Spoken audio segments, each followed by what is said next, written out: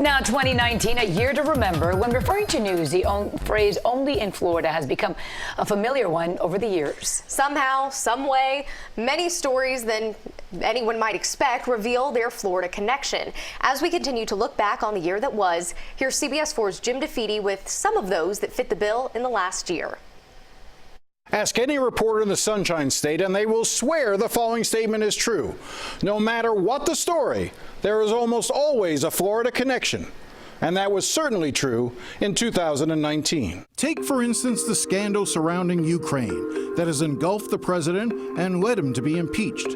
Two of the more interesting figures in the investigation are these men, Lev Parnas and Igor Fruman, Ukrainian businessmen working with Rudy Giuliani to help dig up dirt on Joe Biden in order to help Trump in the 2020 race.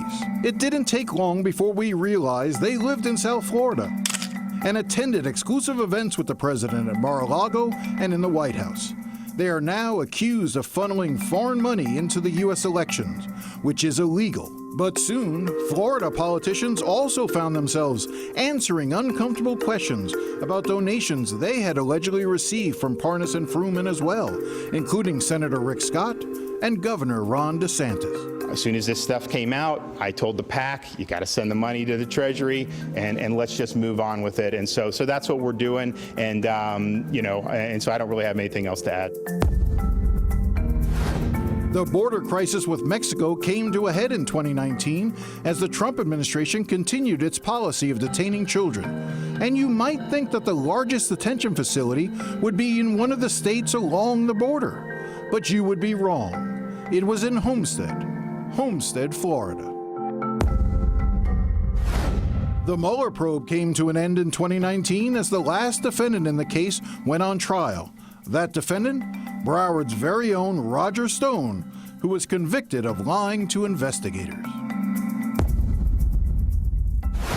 This year, 60 Minutes aired a horrifying story about the man who may well be America's most prolific serial killer, Samuel Little, who is believed to have killed 93 women between 1970 and 2005. What city did you kill the most in? Miami and Los Angeles. Little, it turned out, lived and worked for a time in Coconut Grove and dumped his victims in the Everglades. Joining serial killer Little in infamy is serial pedophile Jeffrey Epstein, who authorities say hanged himself in his jail cell. Like Little, Epstein found many of his victims in the warm and sunny confines of South Florida. When the Taliban released two hostages it held since 2016 in Afghanistan, it wasn't long before we learned one of the men, Kevin King, went to the University of Miami. When the president tried to steer next year's G7 conference of world leaders to one of his properties, it wasn't his resorts in New Jersey or Virginia he picked, it was Doral in Florida. And of course, when the president decided on finding a new state to call home, his choice was obvious: Florida. Jim DeFede, CBS 4 News.